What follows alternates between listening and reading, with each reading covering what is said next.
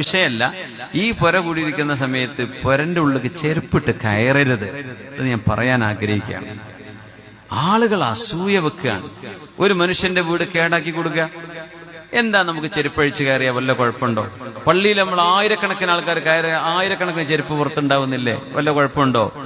ഒരു വീട്ടിലൊരു മനുഷ്യൻ പെയിന്റ് ഒക്കെ അടിച്ച് വൃത്തിയാക്കി നിങ്ങൾ വരിൻ എന്റെ വീട് കണ്ടോളി എന്ന് പറഞ്ഞ് ചോറും തന്നിട്ട് സൽക്കരിക്കുക.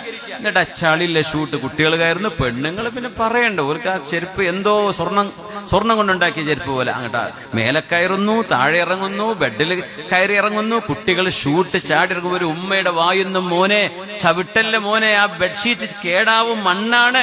സ്വന്തം മക്കളോട് പറയാൻ തോന്നില്ല. എന്തേ ആരാന്റെ വീടാണ് ആയിക്കോട്ടെ എന്ന്.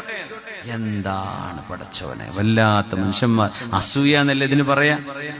ആ പുരക്കാരൻ നിങ്ങളോട് പറയാൻ പറ്റൂല. അതുകൊണ്ടാണ് ഞാൻ പറയണത്. പുരക്കാരൻ നിങ്ങളോട് ചെരുപ്പിട്ട് കയറല്ലേ എന്ന് പറഞ്ഞാൽ ഞങ്ങൾ ബഹിഷ്കരിക്കും അല്ലേ? ആ പുരക്കാരന്റെ പരിപാടി അങ്ങോട്ട് കൊളാവും. മിണ്ടാൻ പറ്റൂല, നെഞ്ചു പൊളിയുന്നുണ്ടാവും. ഞാൻ കയറി ചെല്ലിനടുത്ത് പറയാറുണ്ട്, പൊന്നാര മക്കളെ ചെരുപ്പഴിച്ചിട്ട് കയറ്. എന്നോട് പറയാ ചെരുപ്പിട്ടോ. ഞാൻ പറയും ചെരുപ്പിടൂല. നമ്മൾ പുറത്തുനിന്ന് കയറി വരുന്ന ഈ മണ്ണുമായിട്ട് ഒരു മനുഷ്യൻ വൃത്തിയാക്കി വെച്ച വീട് നമ്മൾ വൃത്തികേടാക്കി കൊടുക്കേ?